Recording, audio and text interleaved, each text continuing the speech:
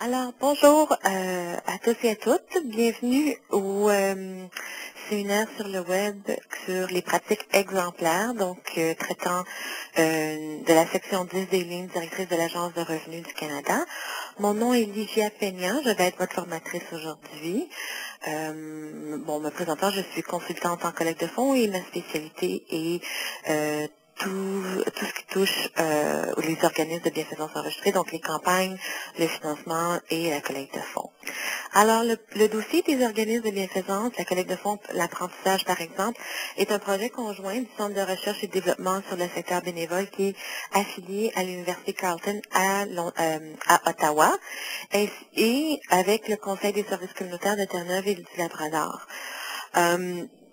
Ce projet est un projet national, donc on a des formateurs et formatrices à travers le pays, donc un par province. Et essentiellement, l'objectif des formations est de donner les outils, d'outiller les organismes de bienfaisance enregistrés afin qu'ils comprennent et qu'ils puissent respecter les lignes directrices sur le financement de l'Agence de revenus du Canada. Alors, ce qui est important de savoir, c'est que l'objectif de cette session est d'offrir des renseignements généraux et non des conseils stratégiques sur comment faire la collecte de fonds. De plus, c'est pas un atelier sur comment faire la collecte de fonds, mais plutôt des ressources pour vous aider à faire en sorte que les activités que vous allez organiser pour votre collecte de fonds respectent bien les lignes directrices de l'ARC. Les lignes directrices, si vous n'avez pas eu l'opportunité de passer en revue cette politique-là, les lignes directrices traitent de comment séparer les dépenses de financement des autres dépenses, comment attribuer ces dépenses-là, les dépenses de financement, comment les attribuer au formulaire T3010, donc la déclaration annuelle qui est envoyée à l'Agence de revenus du Canada. Comment traiter des activités de financement qui ont plus d'une fin? Des fois, une activité de financement peut avoir un autre objectif aussi. Alors, comment traiter ces activités-là? Ça l'explique comment comprendre ce qui constitue aux yeux de l'ARC une pratique de financement acceptable. Ça définit aussi des activités qui peuvent entraîner une sanction, donc soit une pénalité, des amendes ou, à la rigueur, dans un cas extrême, la révocation du statut charitable. Et ça donne aussi, finalement, des renseignements généraux sur l'émission des reçus de dons. Donc, qu'est-ce qui constitue un don? Comment définir le don? Dans quelles circonstances un don est considéré un don et qu'un reçu peut être émis? Et quelles sont les circonstances où un reçu d'impôt ne peut pas être émis? Alors, par contre, aujourd'hui, on va traiter vraiment des pratiques exemplaires en matière de collecte de fonds. Donc, étant un organisme de bienfaisance enregistré n'est pas un droit, c'est un privilège. Donc, les privilèges d'avoir le statut charitable et naturellement l'exemption de l'impôt sur le revenu.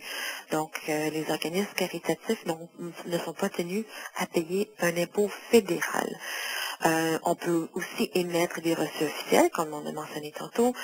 On a le droit d'émettre des reçus pour tout don qui se qualifie. Et nous avons aussi l'opportunité ou la possibilité de recevoir des fonds d'autres organismes de bienfaisance enregistrés. Mais seulement ceux qui détiennent le titre officiel de donateur reconnu. Qu'est-ce qu'on veut dire par ça? Donc, on parle ici de fondations communautaires comme Aide Centraide ou des fondations communautaires comme la Fondation du Grand Montréal, par exemple, ou la Fondation du Grand Québec. Ou un autre donateur reconnu peut être aussi une fondation privée, telle que la Fondation Chagnon, la Fondation Marcel Jean Coutu, etc. Alors, mais naturellement, avec tout privilège, il y a toujours des responsabilités. Il y a des responsabilités afin de maintenir le statut charitable et ces responsabilités doivent être, on doit faire des comptes à l'Agence de revenus du Canada. Donc, en premier lieu, il faut démontrer que l'organisme de bienfaisance consacre une partie importante ou la majorité de ses ressources à des fins de bienfaisance pour laquelle elle a été enregistrée. Donc, en principe, essentiellement, ce que ça veut dire, c'est que votre objectif en tant qu'organisme caritatif n'est pas de faire de la collecte de fonds, mais plutôt d'offrir des services dans le secteur que vous avez identifié comme étant votre secteur d'intervention. Il faut naturellement produire la déclaration de renseignement, le T3010, qui vient tout juste d'être changé l'année dernière. Et finalement, il faut respecter toutes les obligations prévues par la loi de l'impôt sur le revenu. Il y a la section la plus importante de la loi, c'est la section sur l'émission des reçus d'impôts. C'est là la partie où la majorité des organismes sont souvent ils sont pincés. Alors, je vous recommanderais très fortement d'y aller et de passer en revue cette section-là. Alors, quand on parle de pratiques exemplaires, de qu'est-ce qu'on parle? Essentiellement, ce que l'Agence de revenus du Canada indique, c'est qu'ils ont identifié des indicateurs qui leur permettent qui peut permettre aux organismes de diminuer les risques de mener des activités de financement qui seraient considérées aux yeux de l'ARC comme des activités inadmissibles. Il y en a plus. Ici, on en présente 7. Il y en aurait d'autres, naturellement. Mais l'ARC a identifié les 7 comme étant les 7 plus importants. Alors, on va les passer en revue un par un. Le premier, c'est un processus de planification prudente. Donc, ce qu'on veut dire par là, c'est de prendre le temps de planifier les activités de financement qui vont être entreprises au courant de l'année et de faire une bonne planification des coûts avérants. Alors, faire une bonne recherche, si c'est la première fois que l'organisme entreprend à faire des campagnes de financement, il faut s'assurer qu'ils ont bien identifié les meilleures stratégies en fonction de la réalité de l'organisme et de s'assurer qu'il y a des coûts qui sont alloués à chaque activité. Et puis, naturellement, il faut faire des projections de revenus potentiels pour chaque stratégie de financement. Alors, qu'est-ce que ça fait de faire la planification? Premièrement, en premier lieu, en tant qu'organisme, ça va vous permettre d'éviter de vous lancer dans différentes stratégies qui, possiblement, à la longue, ne vous donnera pas les résultats escomptés. Mais aussi, ça va vous permettre d'évaluer, en faisant votre planification, ça va vous forcer à réfléchir et à vous poser la question, est-ce qu'il y a une autre façon de faire la collecte de fonds qui va prendre moins de ressources, qui va prendre moins de ressources financières et humaines, mais qui va donner le même résultat? Alors, pour vous aider dans la préparation de vos activités de financement, l'ARC le Centre de recherche et développement du secteur bénévole a développé un outil de réflexion pour vous aider dans le processus. Ça paraît un petit peu accablant, mais en fin de compte, c'est un très bon outil pour la préparation.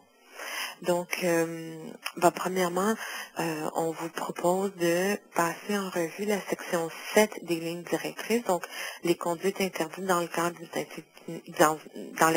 activité de financement, désolé, et la section 11 qui traite des sujets de préoccupation suivant un examen plus détaillé de l'ARC.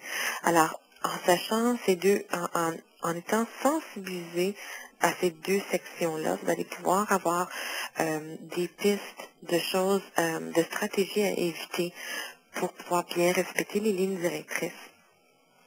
Alors, essentiellement, ici, dans cet outil-là, on vous propose différentes questions, de vous poser différentes questions pour vous aider à bien identifier les meilleures stratégies. Donc, comme une question, exemple, est-ce que l'activité comprend-elle des jeux de bienfaisance, c'est-à-dire des bingos, etc., ou l'utilisation d'installations publiques, si oui ou non? Si la réponse est oui, l'ARC recommande de communiquer directement avec eux donc soit l'ARC ou si, disons, vous faites des concours comme des bingos, il va falloir, ici au Québec, vous devrez obtenir le permis de la régie des courses et des loteries et de l'alcool. Donc, essentiellement, ils veulent s'assurer que vous allez respecter quand même les règlements provinciaux, municipaux qui traitent avec des activités comme ça, de ce genre-là. Si la réponse est non, on vous propose de poser la question, est-ce que votre méthode de financement a été utilisée auparavant? Donc, est-ce que votre nouvelle stratégie, est-ce que c'est nouveau ou ça a déjà été utilisé dans le passé?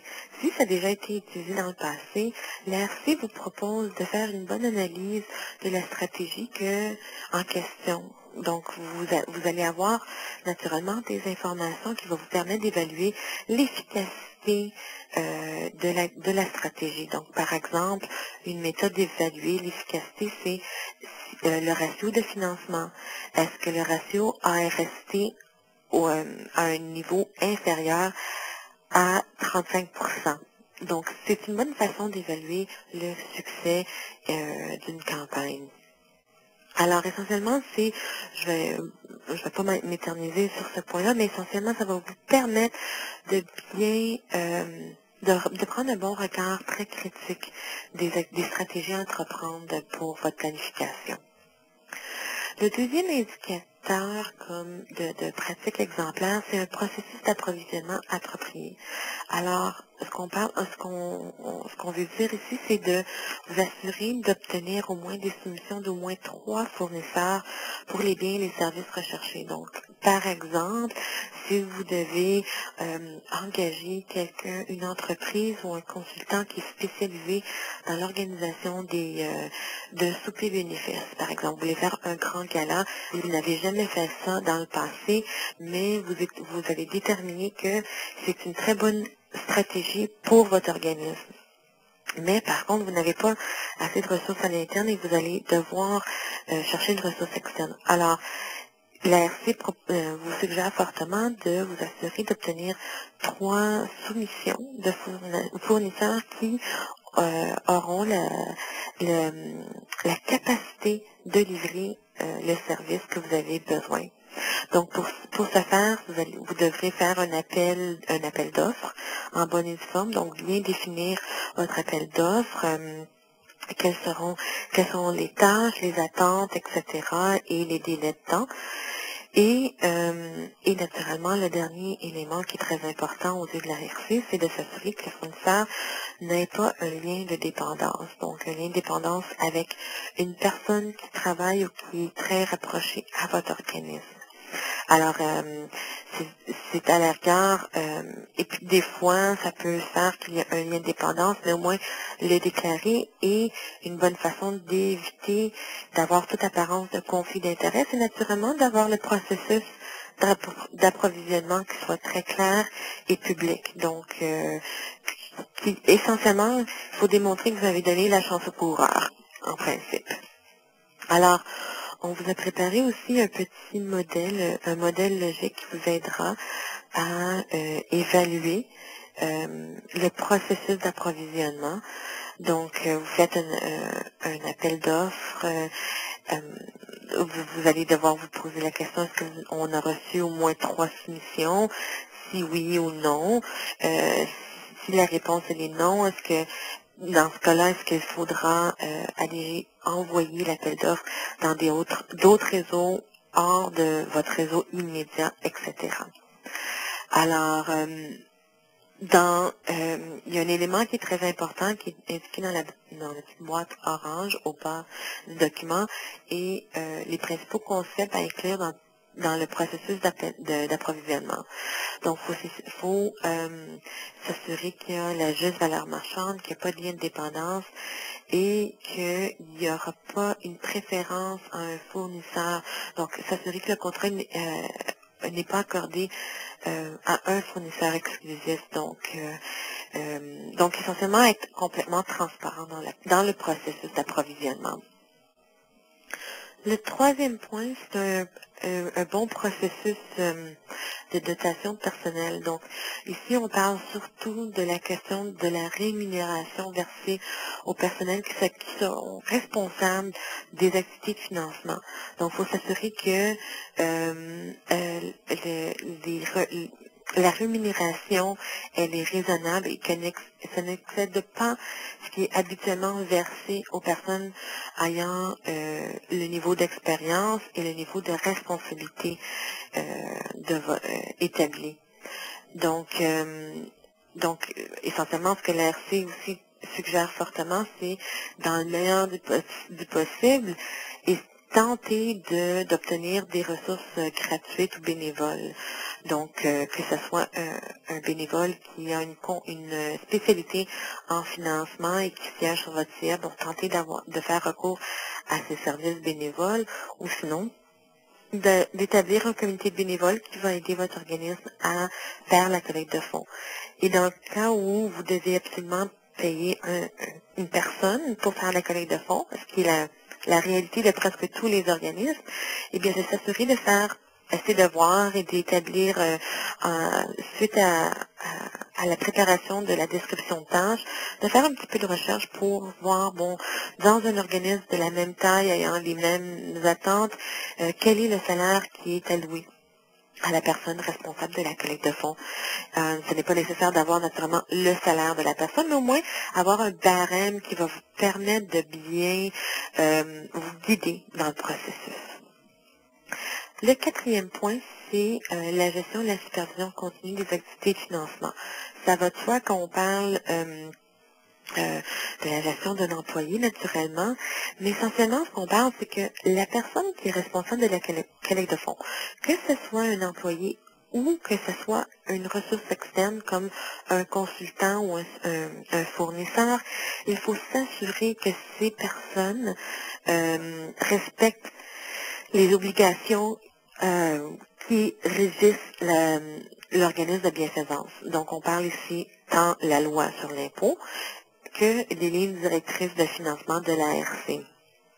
Alors, il ne faut pas oublier que même si vous engagez une ressource externe comme un consultant, eux aussi, ils sont tenus de respecter les règlements parce qu'ils agissent au nom de votre organisme et essentiellement, étant donné que votre organisme a le statut charitable, vous êtes responsable pour toute personne qui travaille en votre nom. Alors, nous avons ici aussi un autre outil qui vous permet de faire une analyse critique des questions, des suggestions pour vous aider à bien superviser les personnes qui sont responsables des activités de financement. Alors, s'assurer qu'ils suivent bien les pratiques exemplaires. Donc, ces personnes-là qui travaillent pour vous devraient être sensibilisées et informées sur les pratiques exemplaires pour qu'ils puissent aussi respecter les règlements.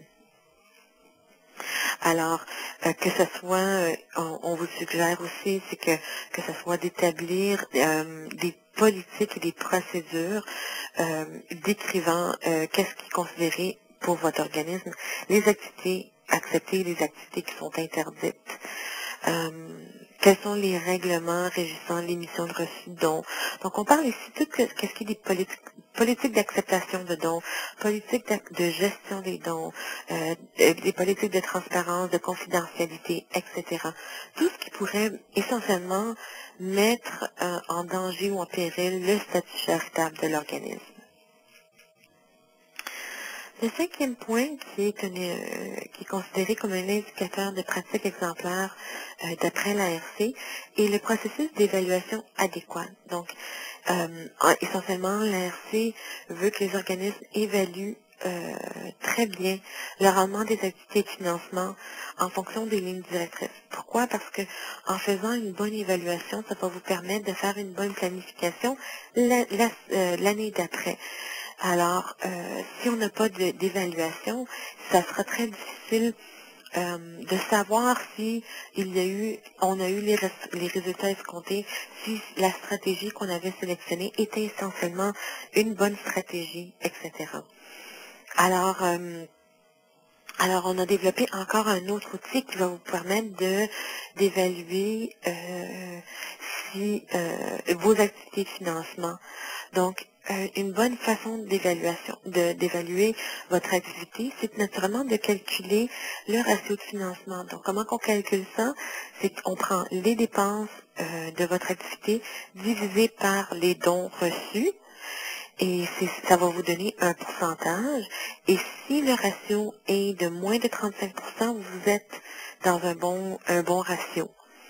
Alors, naturellement, il y a d'autres façons d'évaluer une campagne, une activité de financement, mais toutefois, c'est un bon point de départ. On vous propose ici 11 questions que vous pouvez utiliser pour évaluer, pour faire votre post-mortem, donc pour faire l'évaluation de votre activité. Donc, est-ce que, naturellement, au début de votre activité, vous allez avoir établi un objectif? Alors, il faut se poser la question, est-ce que l'objectif a été atteint? Et puis, on peut même se poser des questions, des objectifs. Il peut y avoir des objectifs quantitatifs et qualitatifs. Donc, que ce soit un objectif de montant d'argent, est-ce qu'il y avait un objectif d'augmentation de dons, est-ce qu'il y avait un objectif de sensibilisation, etc. Une autre question, les dépenses liées à l'activité de financement ont-elles été contrôlées et justifiées? Donc là, ce qu'on est en train de poser, c'est des questions de procédure. Est-ce que l'organisme a fait son meilleur pour contrôler les dépenses? Est-ce que, et puis que les dépenses que vous avez encourues, est-ce qu'elles étaient bien justifiées? Ou est-ce que vous auriez pu avoir des dépenses qui auraient pu être données gratuitement, etc. Donc, bon, bref, en principe, essentiellement, c'est de faire une analyse très critique et aller plus loin que juste évaluer si vous avez atteint votre objectif financier. Donc, peut-être une autre question à se poser, quelles sont les ressources humaines internes que vous avez utilisées pour effectuer l'activité de financement? Donc, ces ressources internes, ces ressources humaines, est-ce qu'elles ont été tirées de leur travail régulier, donc soit la délivrance de vos services et de vos programmes. Donc, si vous avez, disons, par exemple, utilisé un agent de programme pour vous aider à faire votre campagne de financement, mais pendant que la personne était attitrée à la campagne, elle n'était pas en train de livrer des programmes et des services. Donc, quel est l'impact? Est-ce que c'était une bonne façon d'utiliser son temps? Donc, c'est essentiellement, c'est ces genres de questions d'évaluation que la RC suggère que vous teniez en compte lorsque vous faites votre évaluation. Le 6e point, donc le recours à des bénévoles et à des services ou des ressources offertes gratuitement. Donc, comme je l'ai mentionné tantôt, naturellement, ça va aider à réduire les dépenses de financement et que c'est aussi, bon, ça respecte aussi les lignes directrices de l'ARC. Naturellement, l'ARC veut que vous dépensiez le moins possible. Maintenant, je comprends très bien que des fois, c'est difficile, premièrement, d'obtenir des bénévoles. Par la suite, avoir des bénévoles qui savent comment faire la collecte de fonds. C'est vrai, c'est difficile. Mais, essentiellement, le plus qu'on peut avoir de bénévoles qui s'impliquent auprès de l'organisme, le plus que vous faites valoir votre mission. Donc, c'est pas forcément obligatoire d'avoir des bénévoles qui vont vous aider dans la collecte de fonds, mais c'est naturellement quelque chose qui est très privilégié. En fait, c'est reconnu comme une pratique exemplaire. Et finalement, le dernier point qui fait en sorte que la RC va constater que vous effectuez des pratiques exemplaires, donc la communication des coûts, des revenus et des pratiques de financement. Et de là, on parle vraiment d'une transparence totale sur qu'est-ce que vous faites. Donc, vous devrez établir des politiques et des procédures pour suivre les revenus et les dépenses de financement. Donc, comment faites-vous ça? Est-ce que c'est à travers votre livre comptable? Est-ce que c'est à travers votre base de données de dons, donc votre base de données de donateurs? Comment allez-vous bien reporter ces données-là, tant au grand public qu'à vos donateurs et aussi auprès de l'Agence de revenus du Canada?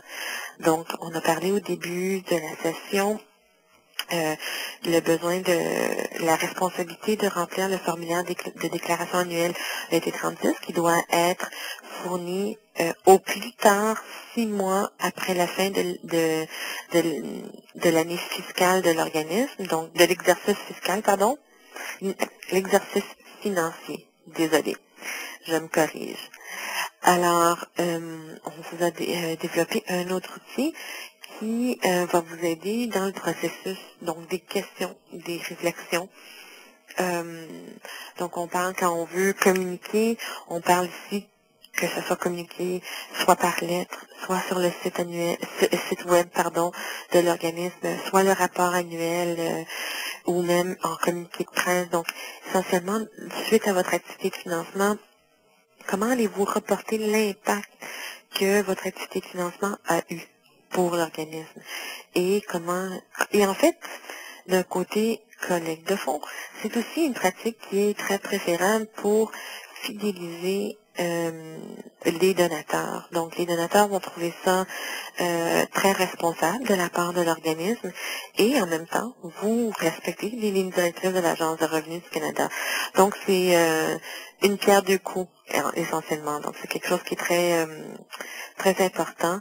Et non seulement ça, ça va vous permettre de augmenter votre visibilité et essentiellement, ça va aider votre crédibilité en tant qu'organisme de bienfaisance enregistré. Alors, essentiellement, c'est fait, on vous suggère fortement, c'est un aperçu très général, mais on vous suggère de consulter les lignes directrices à noter sur les activités de financement établies par l'ARC pour obtenir de l'information supplémentaire. Car sur la politique de l'ARC, il y a des détails encore plus importants, ça va beaucoup plus dans le détail, ça donne même des exemples, donc ça va vous permettre de mieux comprendre, mais essentiellement, tout ce que l'ARC propose, c'est d'avoir un niveau de transparence le plus élevé possible, être le plus transparent possible pour pouvoir augmenter le niveau Alors, de s'il n'y a pas de confiance du questions, grand je vais public vous envers remercier le tous et secteur toutes d'avoir participé caritatif au Canada. à cette session sur le web.